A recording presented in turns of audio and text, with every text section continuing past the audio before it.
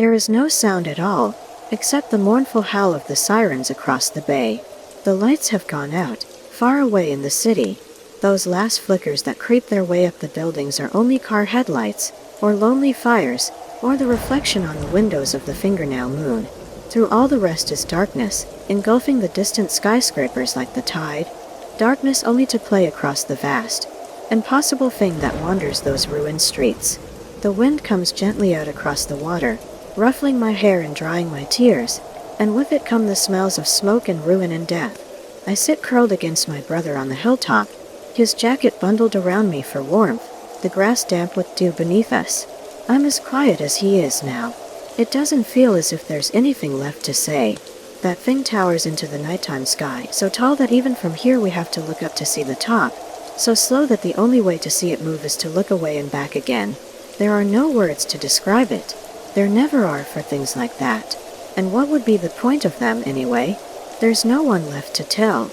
Mother ran out ahead of us, calling for us to follow, and one of its limbs came down and swallowed her up like a dark star. I didn't see her face, but I think my brother did, though he won't say. He's got a bad cut on his cheek, from the glass that fell on us as we ran, but he says he'll be all right, and he's never lied before. The sound of the sirens bounces oddly off that colossal thing, its pale form distorting them into hooting wails, like some great pale wall in front of the stars. It sounds as if even they are begging it, pleading with it to move on, to leave this city and find another to destroy.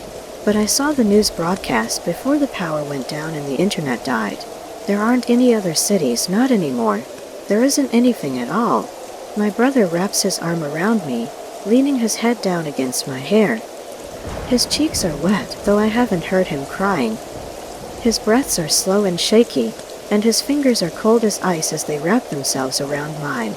He squeezes my hand and I squeeze his, just us two together, here at the end of the world. Trees flicker by outside the van as the headlights pass over them. Pillars in the shadowed hall of the infinite night. The radio whispers things, sputtering scraps of old commercials and songs neither of us are old enough to know. Mostly it just hisses with static, like pale water that seems to flow out of the speaker and up into our ears. The seats are hard leather, uncomfortable and smelling of sweat and old perfume. Mine has settled around the shape of a much bigger person, and I curl down into it like a baby fox in its den, staring wide-eyed at the darkened world outside. We found the van a few days ago, in a ditch beside the road. There was only one person in it, hunched over the steering wheel, his clothes too big for his mummified body. My brother told me not to look at him, but I caught a glimpse of the midnight blue of his bulging veins, and the dried-up darkness that had poured from his eyes and crusted on his cheeks. I still see it when I close my eyes. When Mother isn't there. My brother said there's a place somewhere far away where we can go to be safe. It's a long journey and we won't get there for a while, but when we do, he said we'll be okay. He said they have their own power that they get from underground, and they're too well hidden for any of the new things of the world to find. I asked him how we'll find them, and he said he knows the way. He always does. The van lurches suddenly to a halt, the seatbelt pressing itself sharply against my chest. I look up at my brother, confused, and he presses his finger to his lips and points forward out the window. They are drifting silently across the road, are elegant things, huge and ethereal and pale. Antlers flow vast and branching from their heads, but if they were ever anything like deer, they are no longer. They are a new and better creature, more than anything nature or imagination could create, and the headlights flickering across them feel almost irreverent, a leftover mundanity of a world they have left behind. I feel for my brother's hand, resting gently on the shift knob, and take it, my fingers curling around his, two small human beings staring up at what is to come. He squeezes my hand and I squeeze his, just us two together, here at the end of the world. The gas station is a quiet little thing, huddled by the road like a toy whose owners have grown up and left it behind. The watery daylight is only just bright enough to make out the faded sign above its parking lot, and much too dim to see through the filthy windows to the store inside. There are no cars, no lights, no signs of other people. On the horizon, beyond the trees, smoke curls around the many-jointed legs of a gargantuan thing, its impossible body lost above the pale, suffocating clouds. My brother comes walking quietly back over, shoulders shrugging forward around himself. He signs that the pumps don't work, that the power is out here like everywhere else. I ask if we'll be able to keep going. He shrugs. He doesn't now. The van ran out of gas a few miles back. We kept walking, hoping there might be a station, and by the time we found one my legs were already sore, my breathing already ragged. I didn't know how I would make it back. I guess I won't have to now. My brother itches at the cut on his face. It's gone all red now and blue around the edges. He signs that we should collect some things from the gas station, anything we can carry in our pockets. We'll need them on the way to the safe place. He breaks the glass on the locked door, and I trail after him into the darkness inside, scooping up granola bars and bottles of water, and little containers of hand sanitizer. All the magazines have lost their titles, and instead of covers they have pictures of strange places and strange people, of a world like a melting dream. He says we don't have room, but when he's not looking, I scoop up a candy bar from the rack by the counter. I think we'll need it. He meets me again by the door and gives me a smile despite the bags under his eyes. I smile back and reach up to take the hand he offers. Then he steps forward and I follow, our boots crunching against the pavement as we start up towards the road. He squeezes my hand and I squeeze his. Just us two together, here at the end of the world. These swirling, glowing things would be so beautiful if they were fireflies. I sit on the grass beside the little makeshift fire, the smell of burning paper drifting up into the starry sky. The flames make dark spots on the magazine covers, eating themselves bigger and bigger through those strange, eerie landscapes until they disappear, one by one, floating away in pale ash. The sparks dance in the air above the fire, mingling with the smoke and the pale contrails that those delicate creatures leave behind. No two of them are alike, those little shining things. Each is like a thought given form, like impossible origami dancing into lacy winged life. Their bodies are shrouded in their own light, rippling things made more beautiful by their own asymmetry, moving in somber mathematical perfection through the air around us. The comets' tails they leave behind weave and dance around each other, as though each is racing to find the longest way to the stars. Their cold, pale light lingers on my brother's face as he sits, looking out across the valley. Something vast moved down there today, though it is gone now, its swirling form carrying it off to places neither he nor I can guess at and leaving the masses of car headlights to die one by one in its wake. He seems smaller somehow, as though the journey is eating parts of him away. I just hope there'll be something left by the time it's done. My legs are so tired. My whole body feels limp, drained and shaky, like my muscles don't have the strength to support it. I flop down by the dying fire, reaching up to run my fingers through those light trails, and he looks over and smiles, lying down beside me. His cheek is stained purple around the weeping cut on his face, and there's something dark and hollow behind his eyes. He asks how I'm doing, and I just point, staring up at the impossible patterns rippling into existence above us. After a moment, he stands and stomps out the fire. The darkness is cold and hauntingly quiet without the crickets, but he comes and lies down beside me and takes my hand, and I pull the jacket over both of us like a blanket. The light trails wriggle upwards like glowing trees, trapping the stars in an icy cage of pale light. He squeezes my hand and I squeeze his, just us two together, here at the end of the world. I keep my eyes locked on the back of my brother's shirt, clutching his hand like a lifeline, doing everything in my power to resist the urge to look around. We came upon a city today, one of the fallen ones. The straining sunlight dapples off our backs as it shines down between the broken skyscrapers, and millions of shards of glass crunch against the asphalt beneath our feet. My brother's hand is sweaty and tense in mine, his pulse pounding in his palm like the quick music he used to listen to. The wind makes little hopeless sounds as it picks its way through the jagged landscape of ruined concrete. Around us are what used to be people.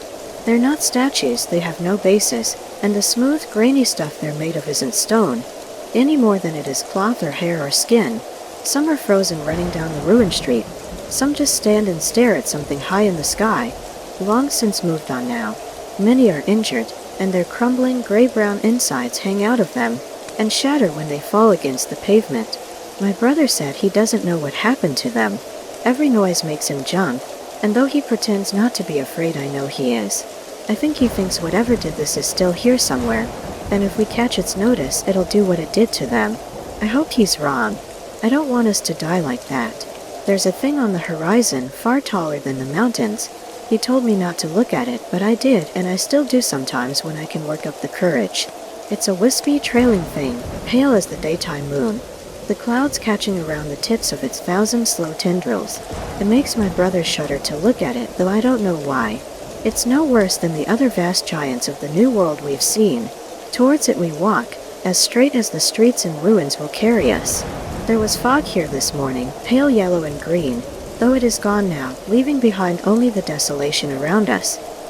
He reaches up and scratches at his chin, where the midnight blue of his wound pulses down his veins like roots unspooling. Every morning it is worse, that discoloration reaching farther and farther through him. He says it's fine, but his sleeve comes away dark and stained when he wipes his eyes, and I know it isn't true. Onwards, ever onwards, footstep after trudging footstep. Shadow into pale light into shadow again. I pull myself quietly closer to him, and he glances back over his shoulder and gives me a faint, fragile blue-stained smile. Not far before we can rest, he signs, and I give a shaky little sigh of relief. He squeezes my hand and I squeeze his. Just us two together, here at the end of the world. Overhead the tendrils trail, up and up and up, until they meet beneath that gargantuan thing, countless miles into the sky. We sit on what used to be a lawn, a little yellow house standing before us like a tombstone to honor the old world. Over it and over the grass and over everything beyond is draped something thin and pale, neither spiderweb nor mold, but something soft and lacy and delicate, covered in tiny weaving filaments. It clings to my skin when I put my hand on it, as though begging me to stay. My brother will not look up at the colossus above us. His fists are clenched in his lap, and his eyes stay fixed on the white ground, as though he wants to crawl beneath it and disappear. The blue trails of tears run sometimes down his cheeks. I crawl over towards him, starting to wrap an arm around his back, but he flinches away and shakes his head. His body feels cold, and his hands are shaking in his lap, fidgeting helplessly with one another like caged spiders. He coughs deep and hoarse, one of the very few sounds I've ever heard him make. Gently, I reach into my pocket and set down the candy bar on the pallid feelers in front of him. He goes still, looking quietly down at it, and then gently reaches out to pick it up, snapping it almost reverently in two. He takes a bite of his half, and I can see the stress lift off him, and the relief spreading slowly across his features. I take a bite of mine, and it is the best thing I have tasted since Mother died. He reaches out a hand very quietly, and I take it in both of mine, leaning against him and closing my eyes. Overhead those vast appendages wrap slowly around one another, like clouds dancing high above, and the pale filaments seem to reach towards them like worshipping arms. For the first time in what feels like years, there is peace in my brother's breath. He squeezes my hand and I squeeze his, just us two together, here at the end of the world. He says it's not far now. I'm so tired. Every breath feels hoarse and ragged, worn-out lungs gasping at air that no longer tastes real. My legs are numb, and every step takes the effort of moving the world. Again and again his fingers form the rhythm of those words, the hand that does not clutch mine flicking from beneath his chin and falling against his chest, over and over and over, as though the motions themselves are giving him the energy to keep going.